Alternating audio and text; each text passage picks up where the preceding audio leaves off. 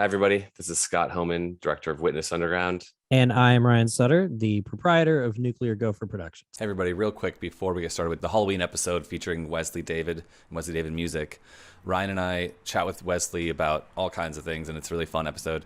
We dive into the religion more than we ever have before, which is interesting, and especially about music. David he's like a touring musician, and he's back. He just got back to the West Coast after a tour out east.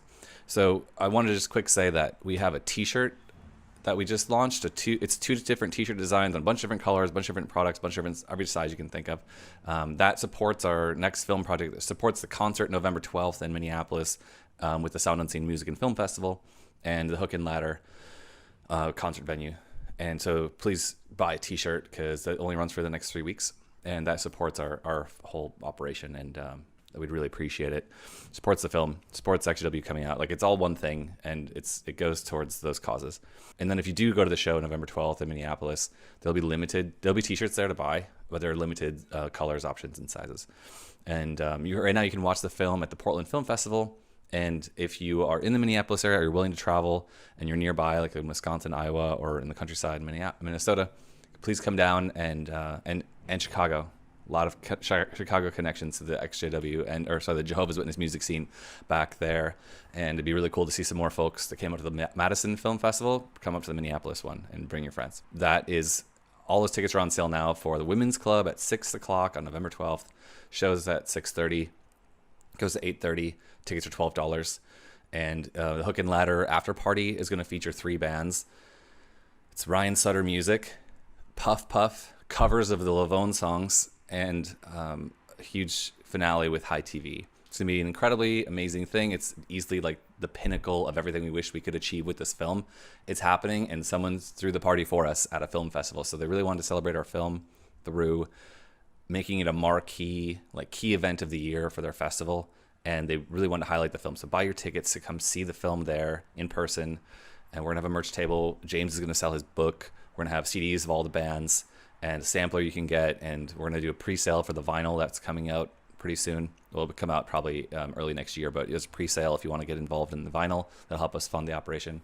But anyway, show up for that. Buy your tickets now. The after party is going to be insane. It's going to be at the Hook and Ladder Theater and Lounge after the screening at the Women's Club. Thank you. Enjoy the episode. I wish I could be there. I'm playing a piano show on the 12th for the thing. Everything will be recorded, right? The performance, I take it, in Minneapolis. Oh, actually, that's a lovely segue. Scott, do you want Yeah. to talk about what's going to happen with the performance on the 12th? So Eric Elvendahl in the film connected us with a director, a music film director, who is very talented and has made amazing music videos and live performance films for artists going back 20 years, bands you've heard of, The Faint. He did, I can't remember. Maybe you can remember. Soul Asylum, Low, there. Mason Jennings. Yeah, cool. IMDb page is as long as your arm. It's amazing, and he just it gave us Google Doc of just links of amazing shit he's made for 20 years, and so he's working with us. We hired him on as a director, and I guess Ryan's primarily funding it, and I'm helping with a bunch of it. I'm going to be shooting, as there's going to be 4 primary shooters, so Dan Hutting, and then his guy Aaron, and myself, and my DP Andrew Martin from A. Martin Visuals. And then we have 3 friends. James from the film is going to help us shoot, and his kid is going to shoot, and then one of their family, cousins. And it was a 7 camera crew going to be filming this thing. We're working on curating a performance for every single, a performance art piece for every single song in the set if we can. And we have a lighting director we've hired who's going to be curating a unique lighting situation, I don't know what to call it, for every single song to set for the mood. We're going all out. This is great. It's going to be crazy. And I feel terrible. I'm going to miss it, but I'll catch the recording for sure. It sounds awesome. Yeah. It's basically going to be You better not screw up, Ryan. That's all I have to say. I know. No pressure. I just haven't got on stage and performed any of my own music in most of a decade, so no problem. It'll second nature though. It'll come back to me. I mean, it's not like I haven't been playing gigs since I was 15. I think I can hack it. My original concept for this was to maybe swap out the last scene of the film And you started this conversation tonight with how much you loved the last scene of the film as it is now. Yeah. And Ryan has in the past said, And the song too in the credits. That's what. Yeah. The film. Oh yeah, you were talking about the credits song. That's right. The Yeah. last live song is the one I was thinking about replacing. Maybe like Okay. add something to change the film, make it more of a big finale, because there'll be so much to work with by filming this thing. Anyway, the film stands on its own and people love it and it makes people feel something. Even my DP, he watched it this week and he's like, holy shit, dude. Like, and I had to step out of work for half an hour for us to talk about how he felt and what he thought of it and like how he connected personally with it as someone who grew up in some kind of Christian religion. It was just interesting because like he has no connection, he had know nothing about witnesses. But anyway, we're talking about making this into like a second film, or like maybe we'll use it for small pieces that like tell bigger, nuance, more parts of the story or something. I just feel like the one semi-heavy thing I'll say, if you guys will let me, is that it feels like all the weird shit you go through leaving a situation like a kind of kooky religion. When things come full circle in your life, there's something very beautiful and healing about it. For me, that has happened a lot, and it has taken a lot of years to kind of pierce through the, I would almost say amnesia, but I think the right word is kind of repression, or just kind of like keeping the past away, or keeping the painfulness of it away when you lose people. And in some cases, people I've now reconnected with, including some musicians who I had not spoken to in 10 or 12 years, who are very dear to me. So when something is able to come full circle and kind of bring you back to the reality, the lived experience of your life, it's very healing. And I think that's what you guys are doing, and that's what's so cool about the kind of the bands reuniting and getting back to the music. Yeah, we brought this point up a few times. I'm glad you pointed that out. We brought this up a few times, that like there's a lot of stuff on the internet that is pretty much there to debunk the witnesses or talk about the downsides to the organization and that wasn't the goal. Structure of the Watchtower Society and all that stuff. Yeah. Yeah, but that wasn't the goal of this at all. This was basically to talk about how you can use art to, reestablish establish yourself as a person and recover from a difficult situation. Right. I lost everything. Yeah. And it was actually really hard. This whole movie thing was really hard for me. I've tried to express to Scott on a few occasions how hard it's been, but I don't think I ever can. It was really, really tough for me to do it, but I was never like questioning whether I should. But I think that it is I think it's great that we can sort of put on film and show that here's a bunch of people who did this and they healed. And what's super cool, what I love, is how many people that I've just never even heard about, I've just only heard about since the movie came out. How many other witnesses were using music like a drug too? They were doing this too. We were in Pennsylvania. I mean, our so scene is a little smaller, but very similar otherwise. Well, I think it's a really fertile ground to get people to want to create. Just start by telling them that they could die next Tuesday, and they're living in this apocalyptic like story, and then have them have normal human emotions and normal human urges and stuff, and then they're like, how do I channel this in some way that will not get me in trouble or lose my favor with God? And it's like, well, I can make music, and it's kind of cool. I strongly suspect there's a lot of witness kids still doing the same thing, and I hope there are. I know there are, obviously. Case in point, a guy reached out to me last night. This happens more and more as this film is getting known about. They're like, hey, I saw your trailer and it looks awesome. I was in a witness band. In fact, I'm still a witness, he wrote me, but I'm not. He's like, I'm inactive. I haven't gotten DF'd. I'm thinking about writing my disassociation letter, but check out this studio that I run. I work with this band, and it was like a country psychedelic, like had a sitar, just really interesting band. It's like Sergeant Pepper meets like Southern country rock. Nice. He's like Luke Bryan or something. Actually, I don't know Luke Bryan. Luke Bryan. He's like a famous country guy. He was on American Idol or The Voice. One of those. I know as a precious judge. little about reality television. That's good. You guys will live longer. Country music. A lot longer. I'll send you a link to this guy. But what was also cool is he sent me this beautiful music video with this incredibly interesting song, and I loved it. And then he sent me a video from like 2 years ago when he played the International Convention in Atlanta, and it was like they had like a live after party where his like Southern rock band was just like shredding, and everyone's dancing with like sombreros. Like this is what Jehovah's Witnesses are doing now. Like, Wow, that's cool. Pretty interesting. Yeah. Ryan, as an aside, you probably can't realize this because you're drinking so heavily, but your name says Ranjuro at the Oh, it bottom. went back to that again. I think the audience is going to be very confused about who you are, even though you look and sound the same as the last segment. Yeah, I That's didn't 4 become a separate different syllables person. now. Wesley I know. David. You know, all that is mysterious. a nod to one of my favorite Akira Kurosawa films, Sanjuro, and I just turned it into my first initial as a online name to use for, it's like a web handle. And I don't know why Zoom thinks that's my name because I don't have a Zoom account and I'm not logged onto it. So I don't know how it's getting that. I think to add one thing to this is that the whole thing with your brother and the amount of people who shut up and that you still were shunned. It was very powerful, and almost everybody.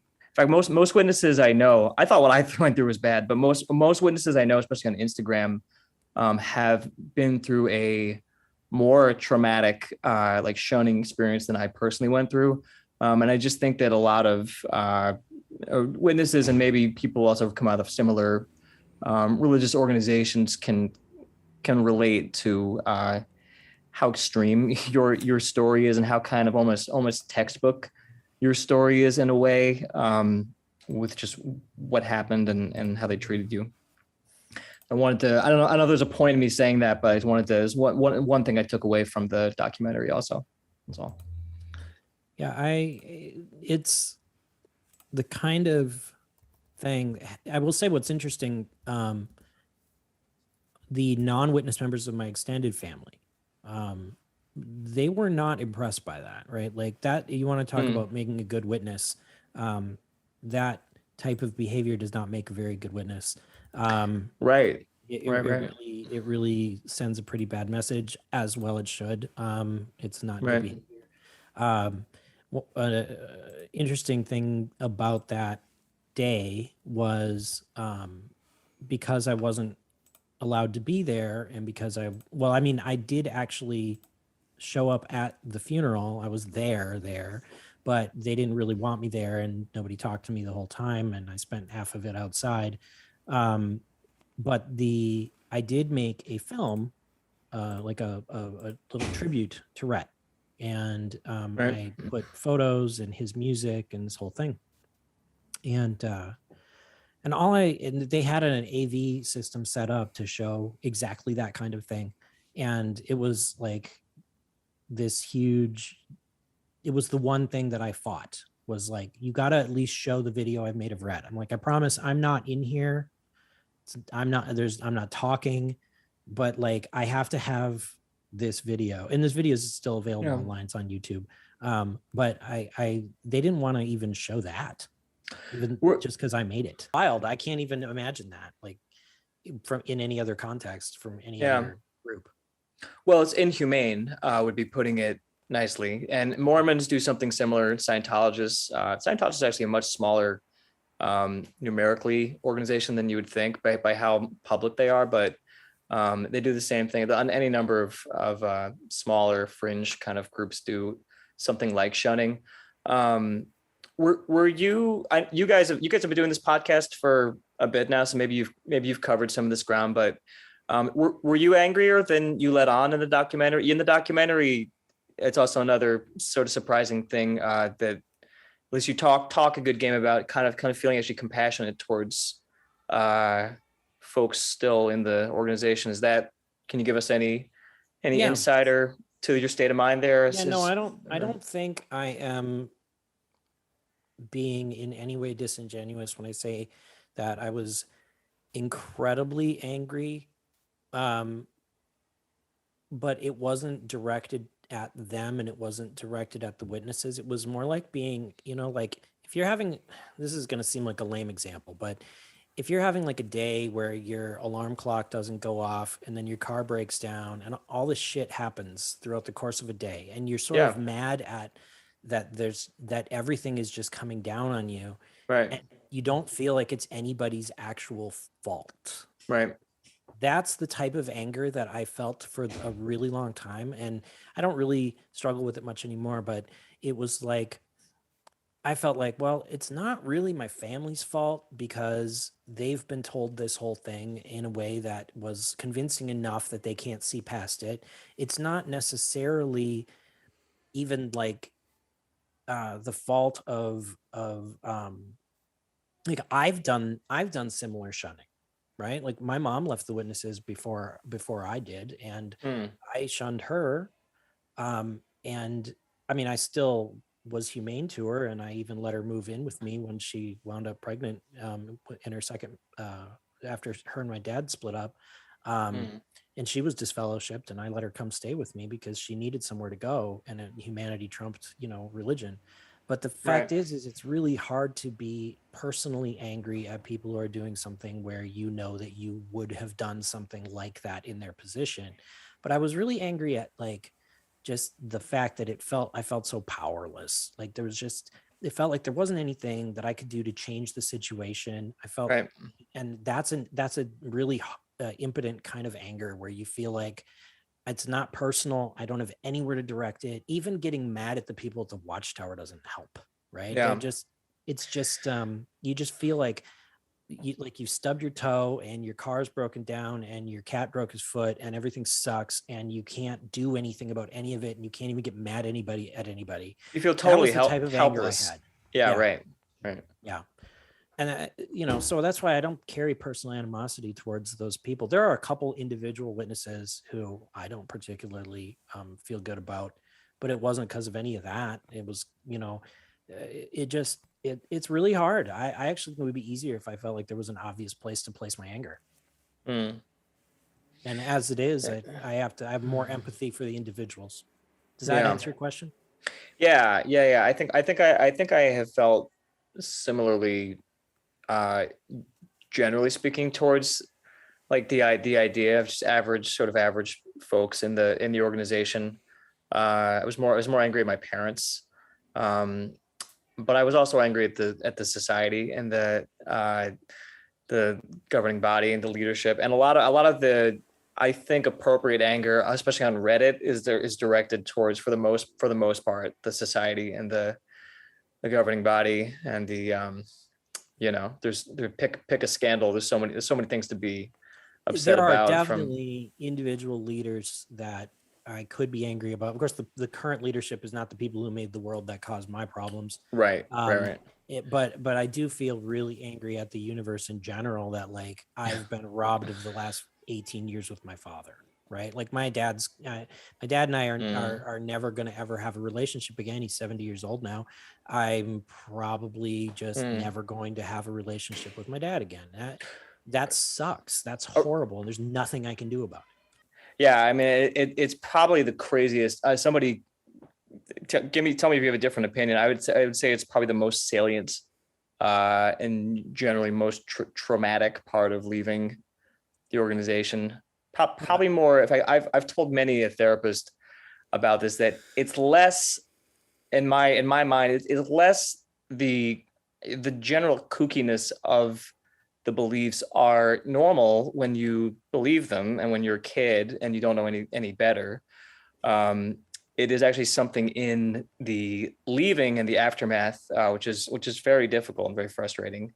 Where I think is the kind of almost the PTSD like stuff, at least for me, the worst in the first 2 years thereafter, and I got better as I went to college and did some things and re-socialized myself, which was the biggest, probably the biggest helping factor, even more so than I feel like building back some amount of my own kind of beliefs about the world.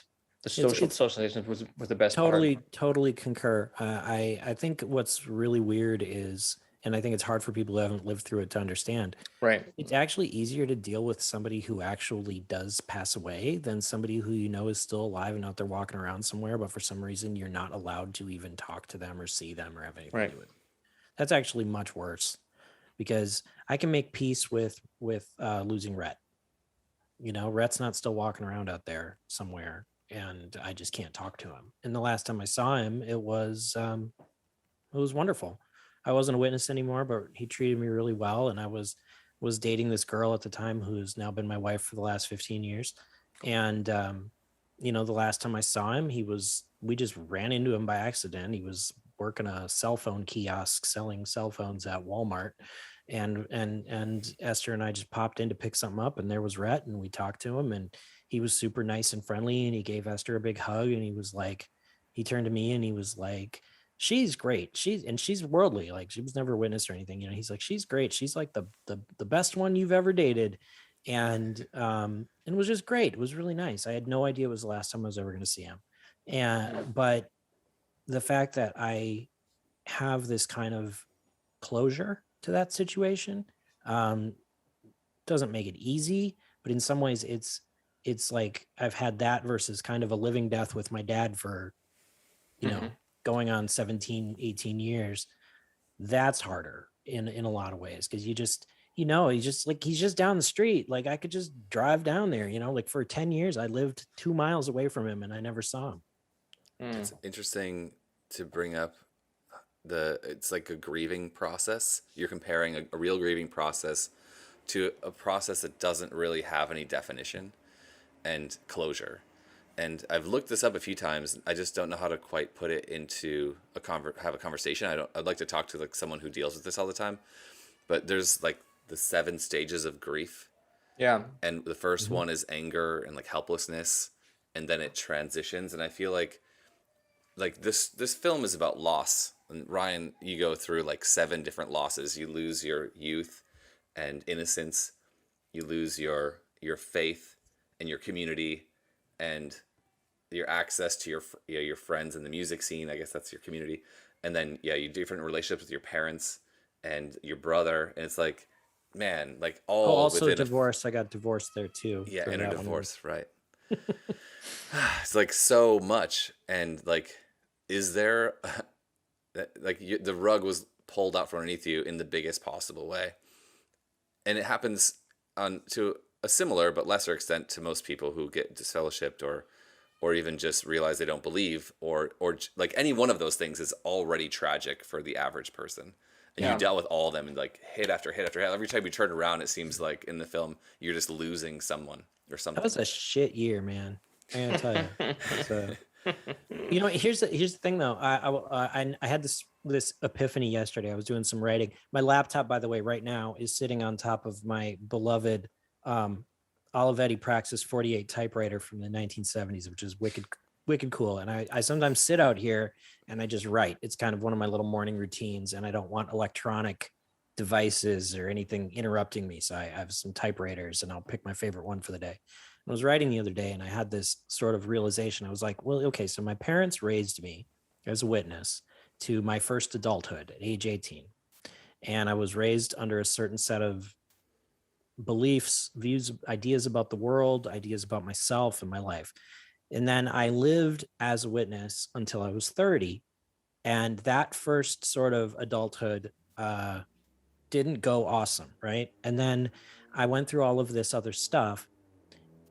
And I started celebrating my birthday. So I just celebrated my 18th birthday. So I raised myself this time. And now I just hit adulthood for the second time, right? Like but now I've been raised as a non-witness for 18 years. And now I get to just, now this is all happening. And I was like, this is well timed. This is like right when I've hit adulthood number 2, I've gone through, I've raised myself a second time. I think I did a pretty okay job with it. I mean, sure, I took up cigars and scotch, but whatever. And I was like, wow, I like that idea. Like, instead of feeling like I'm, you know, I've wasted all these years or whatever. I'm like, no. I hit a reset button. I started again. And then I went through all the maturation process a second time, but this time under a new set of rules. And now I'm a grown up, but this time I'm a grown up with a, you know, like a not fake set of beliefs about the world, which is kind of cool. So that was my big epiphany while writing before work a couple days ago. And I was like, I've got these pieces of paper over here with all this typed out on it, but I made it much shorter. And I was kind of like, I was looking at it, I was like, yeah, this is cool. You know, I'm good. I'm good with this. I'm only on year 1. I'm just like, I just hit 18. I'm like, this is cool. I like this. Cool. You can go to war now. Yeah. Maybe not. Just at 18. Adulthood number 2 would be a good band or song name, I think. Mhm. Adulthood number 2. It might make its way into the new record I'm working on. You asked Right. me. Oh, sweet. Nice. Oh yeah, that's a good segue. Your new record you're working on, and where are you going to record it, and what is this new feature that's going to start 2022, 2023? Ryan. Well, I mean, for one thing, I'm going to bring nucleargopher.com back as an indie label.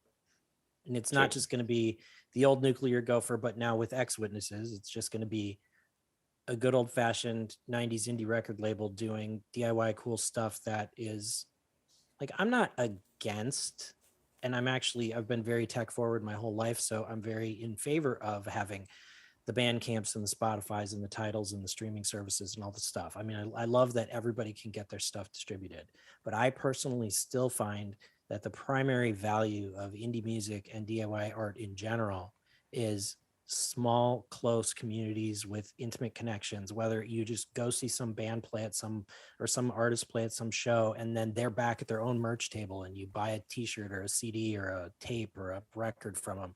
And like, you now kind of know them a little bit, or you feel like you know them a little bit. And it's kind of impersonal the way the internet works now, where the music goes online and a bunch of random people look at a bunch of playlists and nobody has anything tangible out of that. And I miss the tangible stuff. Like, there's a guy who had a Nuclear Gopher sample tape that we released in the 90s. And, you know, he sends me a picture on Facebook of like, dude, look what I found in a closet. I still have the tape, you know? Wow. And that's amazing. Awesome. You know, yeah. Like, wow, dude, that physical artifact has survived 20 something years and you can still stick it in and play it, right? You're not renting it. You're not streaming it. It's not viral. It's not whatever. It's like, it's legit. And so for me, that pure passion of just like music being a way to allow people to say what they want to say what they feel, and to connect with other people who resonate with it. That's what I want Nuclear Gopher to be. That's what I'm going to do for the rest of my life, because it's what I've done my whole life. It's what I care about. So that's happening. And frankly, I've been kind of struggling since it ended to figure out what my relationship with music and art was supposed to be going forward. Like, I had this kind of well-defined role of like, oh, well, I'm doing this thing to help give us all a place to make this stuff that is important to us. And we're not aiming to make it big. We're not aiming to like become rock stars and leave the Witnesses and go off and tour Europe or whatever. We're just making this because it's good for us, like psychologically, to do this. And I miss that. And I love when, you know, and I still play in a local indie band and I still do music stuff, and I've never stopped, right? But I'm to feel like there's a good enough, I've been writing music. I never stopped writing and recording music, but I sort of stopped releasing it. So it was like, what's the point? You know, I can record it and hear it for myself, but I don't know why I need to go through the trouble of pressing it, distributing it, sharing it, because I don't necessarily know that I'm trying to connect with the community. And now I feel like I want to connect with the community through music. Yeah. Very cool. And I love, so that's my big thing. This movie's kind of given me that, it's given me that mojo back, which I love. It's awesome, man. Labels still matter for sure. Indie labels without question still matter. I for DIY and like emerging artists, but that's probably one of the big. I've been very skeptical of many things, but also like internet and social media, which I have acclimated myself to actually because it does seem to be a way to, you know, now you can find your community, you can find your niche with social media, despite all of its horrible and annoying elements, but you can get your stuff out there, and I think find your audience. If anything, what give you 10 seconds on where I'm at is I was in and out of bands. So the piano thing's been like a day job, but I was in and out of bands. My original music, as soon as I got out of college, I was 26, 27, and in and out of bands. I moved to LA like everybody else does, and in and out of bands there, which didn't work out for any number of reasons. And it was actually kind of pre where we're at now, because the music industry changed a lot, and I'm sure you know about this, Ryan, but with torrenting and before we had Spotify, before we had even a semblance of the structure we have now for musicians to make at least some money and have a better way to sell merch and stuff like that.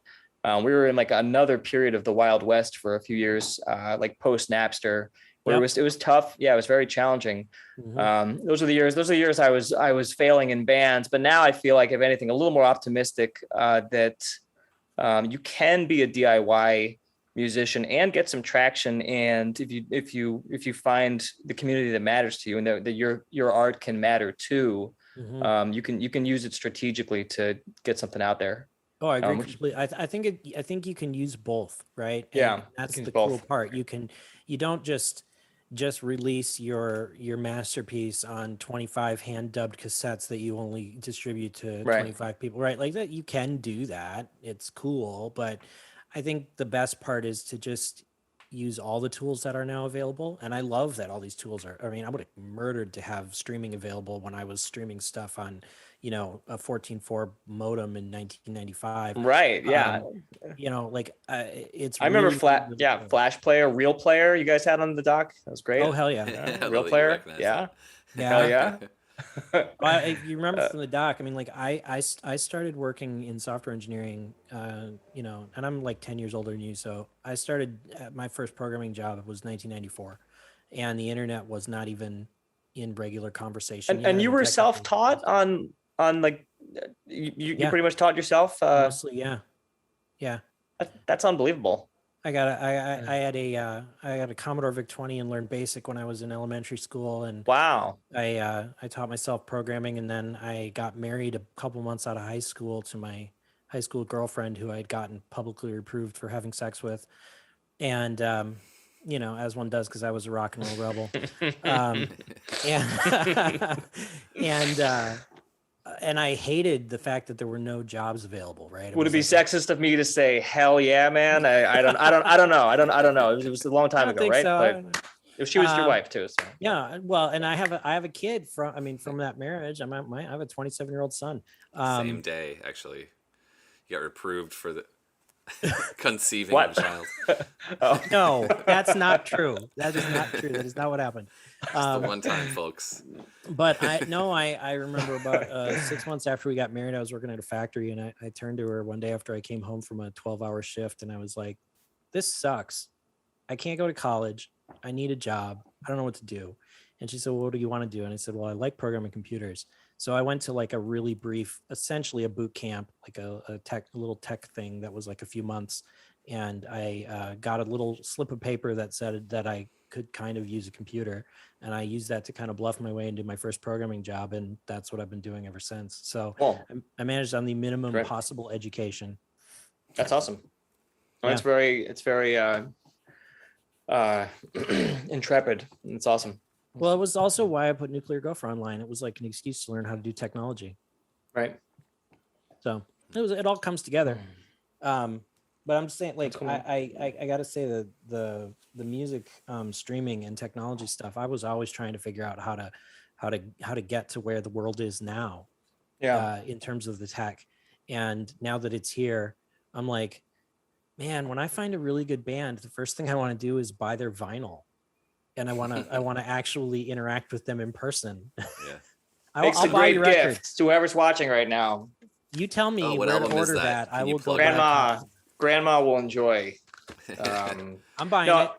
and Ryan, I'd like to send you a copy. In all seriousness, there's pretty much almost every song is about the organization one way or another, but a couple in particular are about going out in service and recollections of those times, and kind of thoughts and feelings about the organization, and comparing it in some ways to social media and dynamics that are normal now for society. So I'd like to send you a copy and get your take on it. I listen to vinyl all the time. I'll take it. If you got a copy, I'll trade you. Awesome. Yeah, man. I'd love to hear if you got a cassette or anything, or I'll take I'm gonna dive into the Nuclear Gopher stuff for sure. Wow. Yeah, there's some weird stuff there, and it does start like when we first started recording Nuclear Gopher stuff. We were recording on like a tape recorder at home, so it goes from super primitive through, oh hey, we got a 4-track, to oh my god, you can record on computers. I had a Tascam. I grew up with a nice. I grew up with a Tascam. Nice. Yeah, I've got all my cassettes are here with me. Actually, what you said before about your friend finding the tape, a close friend of mine, I've known for a long time, who lives in Pennsylvania, who's not a witness. She was a Seventh-day Adventist, which is part of how we connected. And they're similar in some They're like our ways. cousins. They both of those splintered from the same event. Yeah. Some quirks that are similar. But she has a cassette of mine when I was 18 or 19, which blew my mind that somebody else that still existed. Actually, at the show on the 12th, we're going to play a song that was the third song that me and Rhett ever recorded as the Lavone. And it's from 1986, and we recorded it originally on a cassette player sitting in the middle of the room. And we're going to play that live in 2 weeks. Which song is that? My Adventure Flowerland. Awesome. I was hoping that's what you're going to say. That's cool. It's so Cindy's going to... So I'm sorry, man. I'm jumping in. Go ahead. Go for it. Cindy's going to be singing a bunch of songs, right? That's right. Yes. With High TV and Chloe? TV. Okay. Yeah. Not Chloe, because Chloe's other two members are still witnesses. That would be okay. my brother Wow. and my sister. Yeah. They might cover a Chloe song. Right. For old time's sake, but definitely High TV set will be like, I think it's like 8 songs or something. We did play one of the Chloe songs in the movie. We played the tune you wrote me. The tune you wrote me. Yeah. Yeah, and then Ryan. So Cindy's other bandmate that was the original songwriter was Ryan's little sister, and so Ryan sang the parts and played the parts that his little sister would have played for that song in the movie. Yeah, which was on purpose, and it was beautiful. Do you have any other family members that were witnesses or that were musicians that you played with, just out of curiosity? In my family, my sister and I were in versions of a band. We did our high school talent show, and we did a couple of witness parties. And friends of mine, I played drums in my best friend's group, which we sort of came up with together, and then he played bass. And he's now, I'd like to connect all you guys. He's basically out of the organization. He's professional musician, like for a living, playing bass in a Rolling Stones tribute band and a couple other ventures he has. Yeah, in the Northeast, he's really talented. But nice. Is your sister still witness, or no? She's out. My situation has been a little unique. My immediate family left the organization. Some of my extended family stayed in and is still in. Okay. But my sister and my parents are out of the organization. Good. I was actually going to. I know. Every time I look at Scott, I feel like I'm gonna laugh, or so I feel a strange feeling inside. But these aren't real. They're just a costume. For anyone who's listening to this, I have horns on, devil horns, because it's a Halloween. Halloween at work today. Yeah, it's pretty impressive. Ryan, some of the video stuff, we experimented with a little bit of it. There may be 4 or 5 bands, but there was like my sister, and another one, and then another one after that. But we experimented a little with video, but we never really took it I see. So were you the person who spearheaded most of that for those bands in Minneapolis, or can you talk about that for a second? Yeah, not as much. A lot of the video stuff was actually because of James, who's also in the documentary. James was, well, the first, we had occasionally shot some like home video stuff, when I was in like middle school and early high school, but James had this videography class that he took where he got to take home some video equipment for school and he had to shoot some stuff. So we were in the middle of recording this album called Purple Triangles, Visor Minds. And James brought his camera over and started filming us when we were recording the album. We were doing it at this guy's house, Chad Asselford. And once James had his camera, he kept wanting to make new movies, right? So he was like, oh, can we shoot a video for this? Can we shoot a video for that? And so a lot of times when it was for our music, I would wind up kind of directing the whole thing, but it was usually James who was like, hey, let's do this. And then I want to say late 90s, I got a Mac that could do Firewire in, and I could shoot DV and I could bring it in and edit it like early iMovie type stuff. And then James and I kind of started doing these movie making weekends where we would get together and we would just shoot stuff, and that kind of became this other we made like this fake documentary about a guy who is an obsessive mini golfer, and we did these a couple nights where we went to the Uptown area in the Twin Cities, and we filmed like on the deserted streets in Minneapolis at night. And we filmed these like weird movies where like these guys are all like dressed in the same costume and they're trying to make everybody happy. And this guy dies of cancer. And it's just really weird stuff, like Kermit the Frog singing on the newspaper box. And we just started filming this random stuff, and we would just sort of dub these VHS tapes and share them with each other. And that was, pre-internet, but it was super fun. And we took it a lot more seriously than it probably deserved. It's really creative. Yeah, it's great. What's the song with you, like your head is sticking out of the table and food, you're being served food. Yeah. What was that one? That's called She Cooked Me Up and Ate Me for Dinner. Nice. And that was one of Rhett's songs from the Lavone. Okay. And that video was all my idea. Rhett had been seeing this girl and she dumped him, and he was all upset, and he wrote this song about kind of, like the Hall & Oates Man-Eater kind of idea of like, she destroyed me kind of thing. I was like, let's take it literal. Let's just have, I'll be the guy, and I'll be like a severed head on a plate, and I'll get killed in all these different ways, and it'll be super funny. It was great. Thanks. Yeah. Yeah, it was awesome. It was pretty fun to do. I remember getting Reed in a dress and putting nail polish on him and having him with knives and guns, and I was like, yeah, the witnesses, our witness friends will totally understand. And it was like, no. It's kind of edgy-ish to be a witness and do some of that stuff. Thought people. I'm not sure I would have been allowed to do it if my parents had found out. Yeah, I don't think allowed was the word. My parents probably weren't home when we did it. Yeah. The best part about that video, though, is when I'm like the head in the table. At the end of the video, my two brothers are both dancing around the kitchen and they're singing, and I'm sort of, stuck in this table. And Rhett decides that it would be really funny to start sprinkling condiments on my head. So he goes and he gets some soy sauce and he pours it on my forehead, and it like goes down. And then they start sprinkling salt and pepper on my head. And then Rhett grabs cayenne pepper, pours it directly in my eyes. And as I'm about to scream in pain, my brother Reed sticks an apple in my mouth.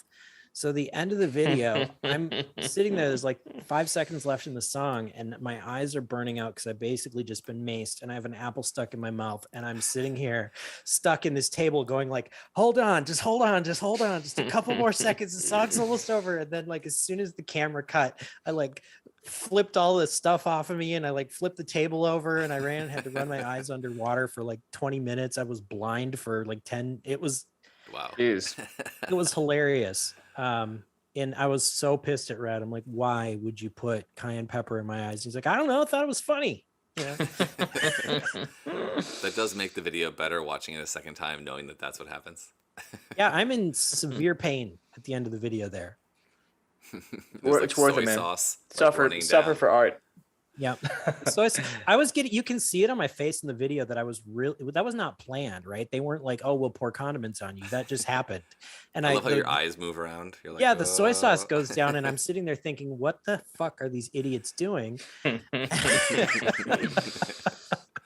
it's funny. It's good stuff. Don't do that. Don't pour cayenne pepper in your eyes. That's just You guys might have been the only, there's probably no way to verify this, but you may have been one of the only group of witnesses in the country that did those kind of music videos at that level at that time. I bet so. That's my guess. I don't know. I almost hope that's not we true. Tried, but we couldn't pull it off. So yeah. I mean, might be an unknown distinction in the history of musical Jehovah's Witnesses from those decades. When my son was 6, we shot a movie about him that we called it Lifetime Achievement Award. And the conceit of the movie was that he was a star who had been working in Hollywood since the teens. And he was the star of every famous movie ever. So we like basically made my 6-year-old kid reenact Gone with the Wind, James Bond, Shaft. Shaft. Shaft. Yeah, and we tried to make everything innocent. So, when we had my wife at the time, she was like supposed to be one of his conquests when he was James Bond, but he's just jumping on the bed and she's like, "Oh, James, you're such a tease." And when we put him in Psycho, but instead of a knife, he had a spoon. So we did the best part about it was we didn't think anybody was going to see any of it except us and our friends, and we kind of had safety.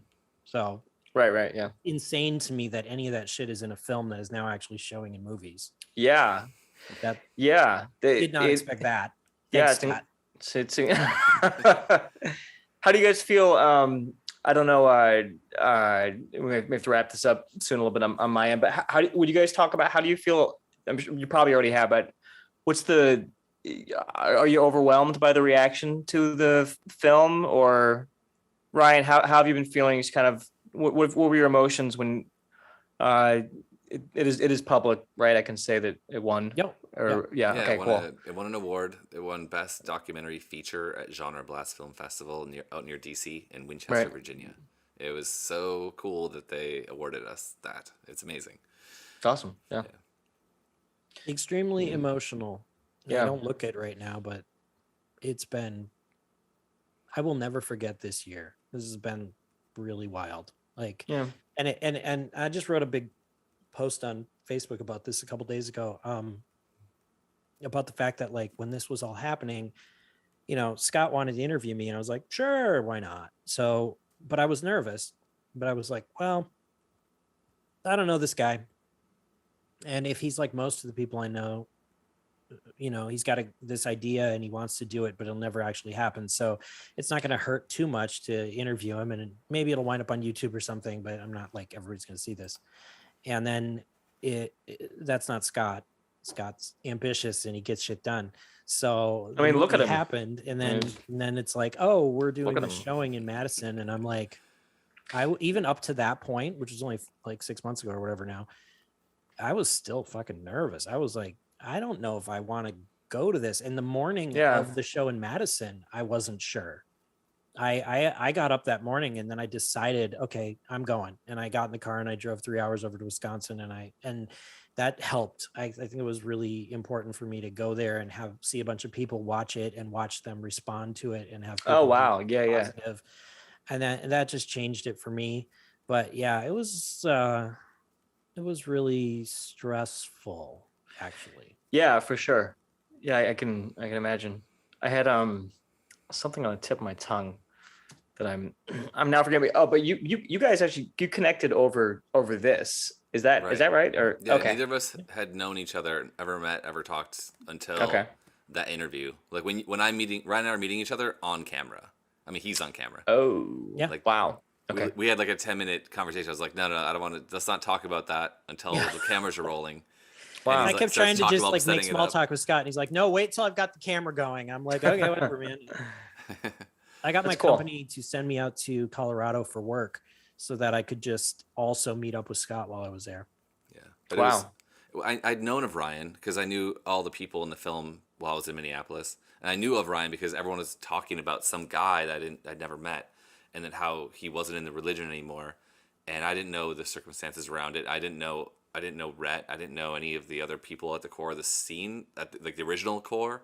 I knew like all the people that kind of came up underneath their umbrella, and that's like Ryan and Cindy and Chad and a few of the young, like we're all like 7 years younger, so they had like a first gen and a second gen. Yeah. And I just knew there was drama and not what it was. But then and then he became like the poster child, I like to say, of everything you're not supposed to do. He was like the ultimate apostate, talking about things on the internet. It was like that was the first person to ever talk on the internet about the religion.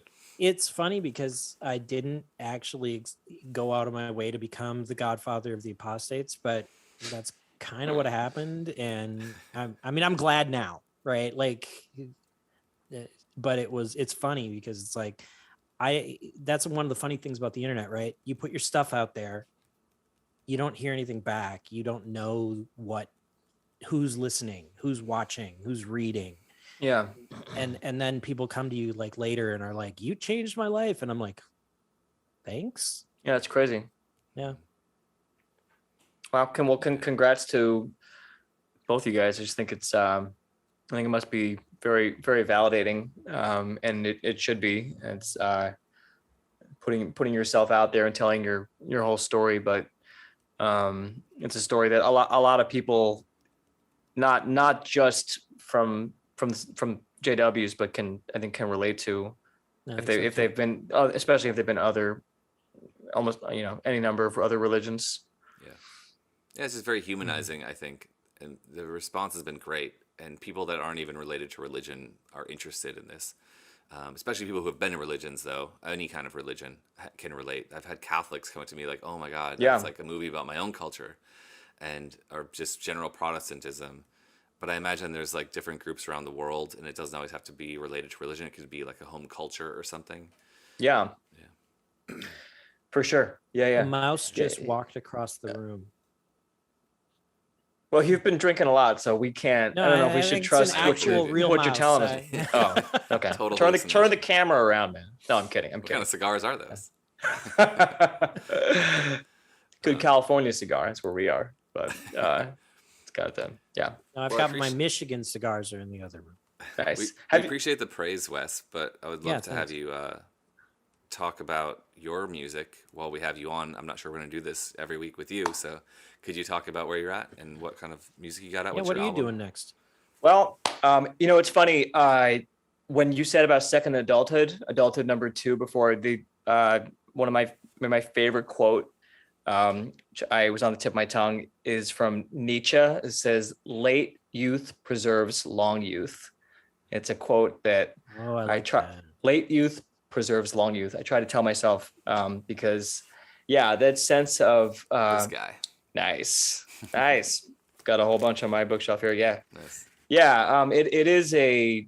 This is not really answering your question, but yeah, it's a challenge. Probably my personal greatest challenge is the sense of that you lost all that time, both in the organization and then figuring out who you are after being in the organization, which is also a very time-consuming process. So I've managed to have a little career in music, and I also feel like I'm kind of starting over, and I wish I could have done some things differently, but hindsight's always 2020. So my album is called Better Late Than Never, as a joke. Nice. Might as well do it now. Thank you, man. Yeah, it's been very gratifying. I've connected with a lot of ex-JWs. I haven't gotten to play it much because of it's basically my pandemic project. It was a long time in coming. And I have not, basically I'm working on an EP follow-up, and then next year I'm going to do a lot of kind of DIY touring in the Northeast and then in the Southwest also, where I have family and friends. And I'm very excited about that. I'm doing a lot of kind of the online stuff you do to put out music and art, and kind of learning the ropes for a lot of that, how you do it as best you can. How many more Jehovah's Witness related songs have you got in you?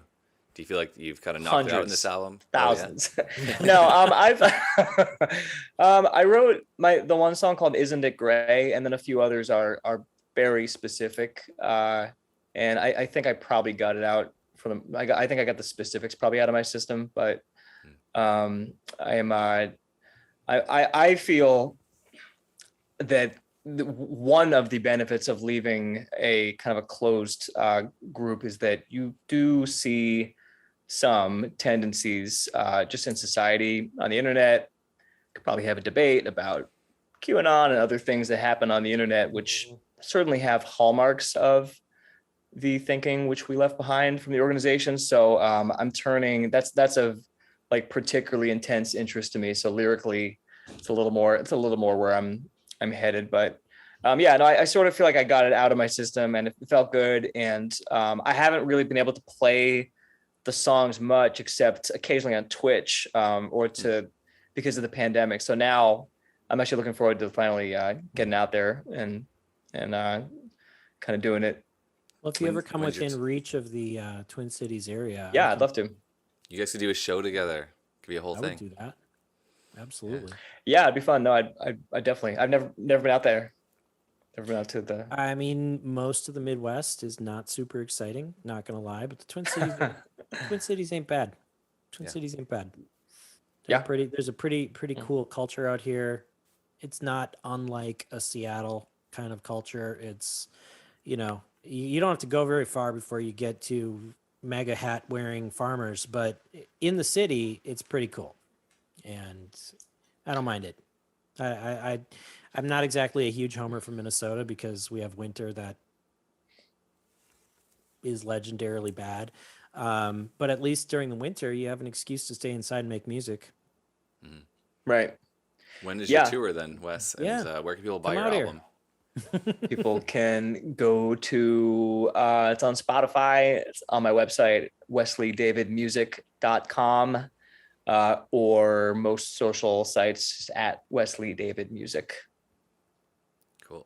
Makes a great gift for everybody. Should get a copy of your record for their loved ones and themselves. 2 copies. Send one to your Jehovah's Witness family for Christmas. Warn them first. Be like, hey, you're not gonna like this. But I'm actually interested in all the stuff that you will write that's not related to the Witnesses. Not that I have any issue with the music related to the Witnesses, because that's very cathartic. But I've found that that's not a topic I feel like singing about anymore. And I did go through a phase, and I need to get out of my system. But it's an interesting thing for me is the moving on and getting creative about the rest of your life after that. Right.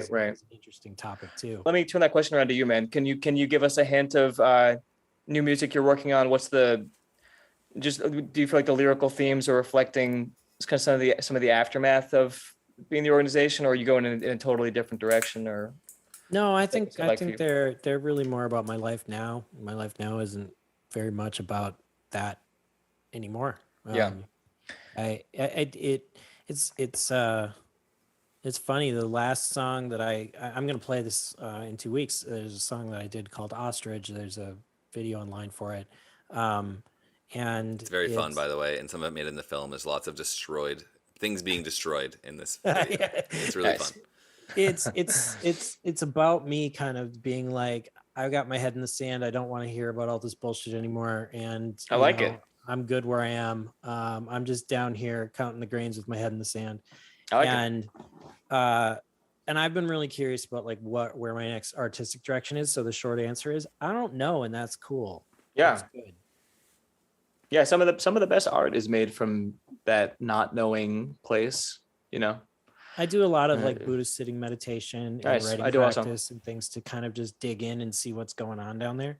Right. And I think that's where my music will be going.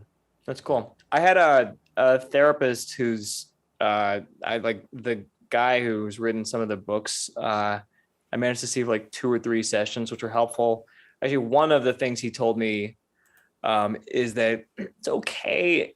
Like sticking your head in the sand. That's actually okay whenever you need to, especially as we are so inundated with 24/7 news cycle of mostly bad news, is that it's okay to live your life and not feel like you must be the most informed person on your block about every tragedy or every crazy event that's happening in the world. The pandemic, one of the weirdest thing about the pandemic is that it made it tough to do that. It made it tough to be able to have some space away from the news cycle for me, I feel like. But we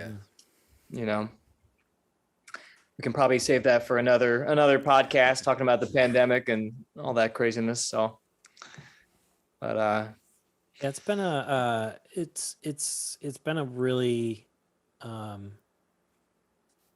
the pandemic hasn't really been great for much of anything, but it has been good for having some time to introspect and some time to kind of think about what you want to do. And I'm kind of sick of spaced away from people, right? Like that's one of the negatives of my life in general, and the pandemic made it worse. But we do live in a world where a lot of stuff is really fucked up and there's a lot of bad news, and maybe that's why this whole thing, why the three of us are having the conversation right now, right? Like, because this matters to all of us for one reason or another that we're doing this. Otherwise, we'd all just like do our day jobs and I don't have anything profound to say about it other than that the pandemic's been tough for me too. Yeah. Hopefully after this winter, we will, I don't know. I guess I can't make any predictions. I'll throw one thing at you. Fingers crossed. Indie musician to indie musician. Yeah. You may not be familiar with it, but there's a thing called the RPM Challenge. Are you familiar with the RPM Challenge? No, I haven't heard of it. It started out in New Hampshire. There was a newspaper out there, and they did this idea of Record Production Month. It's kind of like National Novel Writing Month, which starts in November in a couple days here. But Record Production Month is in February. And go to rpmchallenge.com. You can sign up.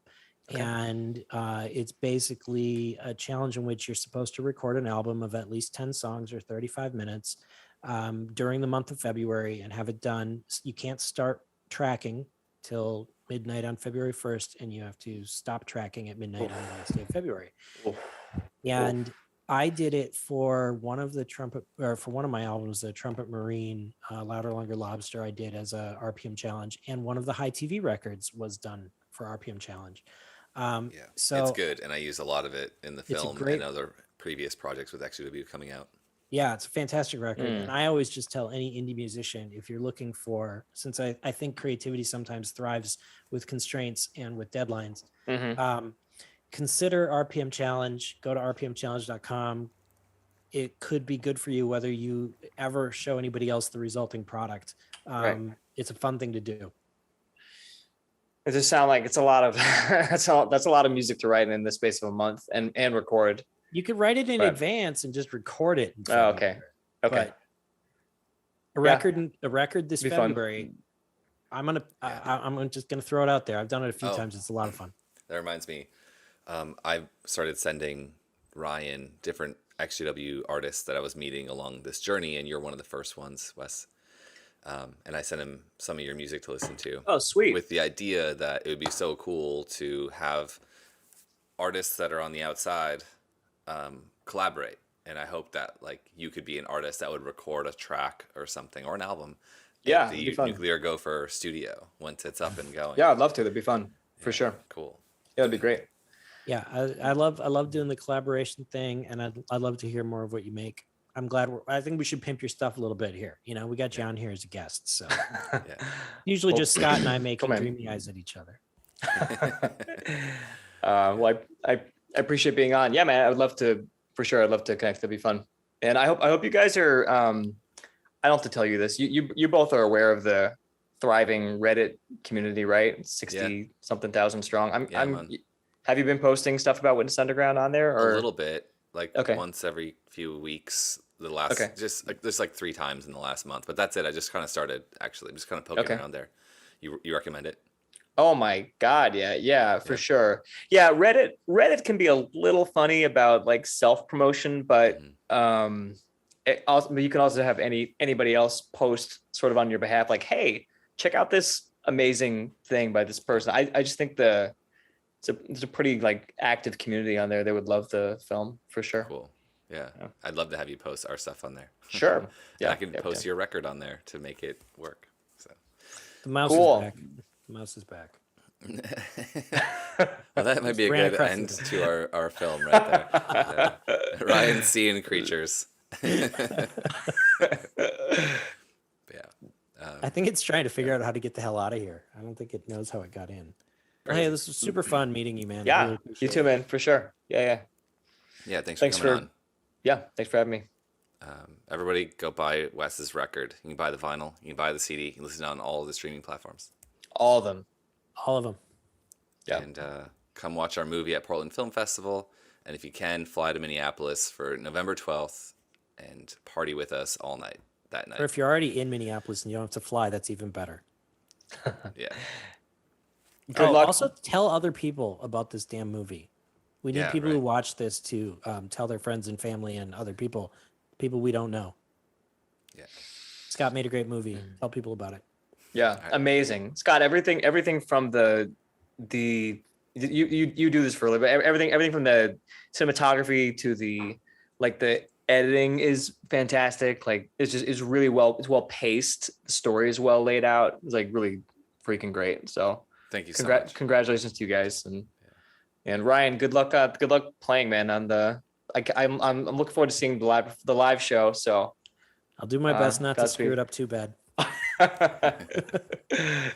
All right, guys. All Take right. care. Great. Thanks. Happy night.